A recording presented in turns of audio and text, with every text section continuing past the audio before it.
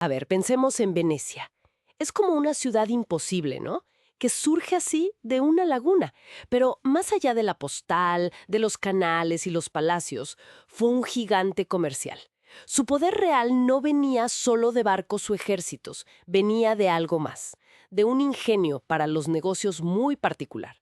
Hoy justo queremos meternos a fondo en esa historia económica de la República de Venecia, ver su ascenso, también su caída, pero desde el ángulo del comercio, de la innovación, cómo eso transformó el Mediterráneo y cómo, de alguna manera, sentó bases para lo que hoy, pues, llamamos capitalismo.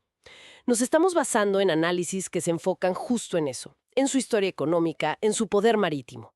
La idea es ver cómo esa mentalidad, como muy emprendedora, y esas innovaciones tan audaces, fueron el motor de su poder. Y bueno, también qué lecciones nos deja su caída, ¿no? Bien, pues entrémosle. ¿Cómo es que una ciudad construida sobre el agua, algo que suena tan poco práctico, llegó a dominar el comercio de su época? Pues mira, el periodo clave, para ubicarnos, es más o menos entre el siglo X y el XV. Venecia surge en un lugar que, viéndolo bien, parecía súper inhóspito, pero supieron aprovechar muy bien, como un vacío de poder en Europa. Y sobre todo, su posición geográfica única, ¿no? Como un puente natural entre Oriente y Occidente.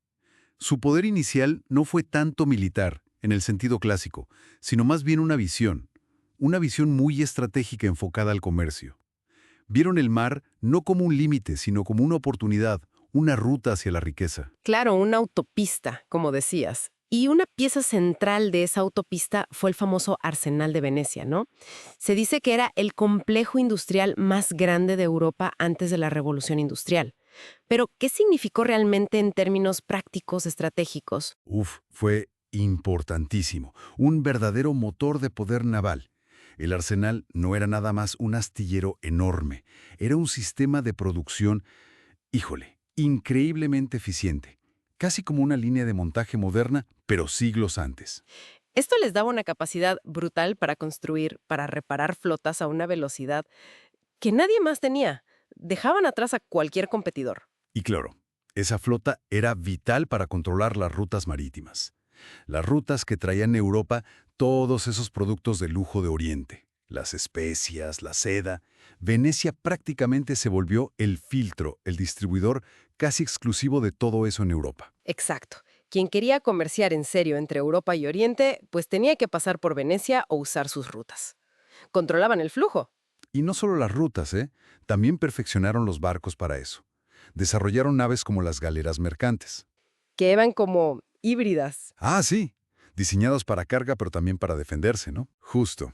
Podían llevar mucha mercancía valiosa y al mismo tiempo, pues, repeler ataques de piratas o de la competencia. Una ventaja logística y militar, todo en uno.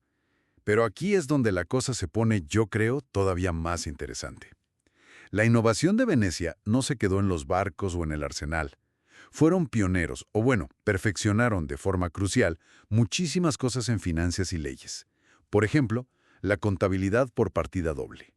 ¡Wow! O sea, la base de la contabilidad moderna. Es increíble pensar que ya la usaban sistemáticamente hace tantos siglos. No era solo apuntar qué gastabas, era entender la rentabilidad, el riesgo, como una herramienta para pensar el negocio. Precisamente, una herramienta cognitiva, como dices. Y junto con eso, impulsaron muchísimo el seguro marítimo. Imagínate nomás lo que era mandar una fortuna en mercancía por mares llenos de peligros. Uf, sí, un riesgo altísimo. Pues el seguro convirtió ese riesgo, que podía ser paralizante, en algo calculable, asegurable. Y eso, claro, dinamitó la inversión comercial. También sentaron bases para la banca moderna, facilitando cómo se juntaba el capital, cómo fluía el crédito. Y todo esto suena muy bien, pero necesitaba confianza, ¿no? ¿Cómo crearon esa confianza en el sistema? Pues creando un cuerpo de leyes muy sofisticado. Leyes comerciales, leyes marítimas. Estas leyes no solo regulaban las transacciones, sino que daban seguridad, ofrecían formas de resolver disputas, garantizaban contratos.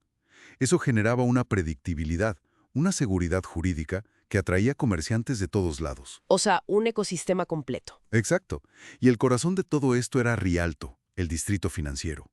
Tan central que hasta la palabra banco, bueno, parece que viene de la banca, el asiento donde trabajaban los cambistas ahí. Qué interesante detalle. Entonces entiendo, toda esta maquinaria naval, logística, financiera, legal, funcionaba como un sistema integrado. No eran cosas separadas. Exactamente. Ese es el punto clave, yo creo. El efecto combinado de todas estas innovaciones le dio a Venecia una ventaja competitiva aplastante. No era solo que tuvieran más barcos o más dinero, es que tenían un sistema comercial y financiero mucho más eficiente, más sofisticado, más resiliente que el de cualquiera de sus rivales. Ya fueran otras ciudades italianas o reinos más grandes. Sí, cualquiera. Y eso nos ayuda a entender mejor cómo podían financiar esa flota tan impresionante, cómo proyectaban su poder. Su imperio en el mar y su influencia política no venían solo de la fuerza militar. Estaban sostenidos por esta estructura económica tan fuerte. Su principal arma, el poder militar y político de Venecia, que no era menor, descansaba sobre esa base económica súper avanzada. Supieron convertir la información, el crédito, las leyes, en herramientas tan poderosas como los cañones de sus barcos. Y un símbolo clarísimo de esa confianza, de esa estabilidad, fue el ducado de oro veneciano.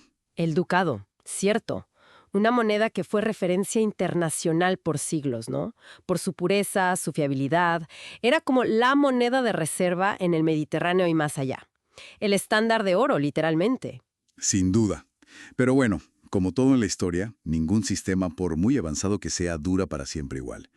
La historia de Venecia también es una de adaptación y, pues, eventualmente, de declive.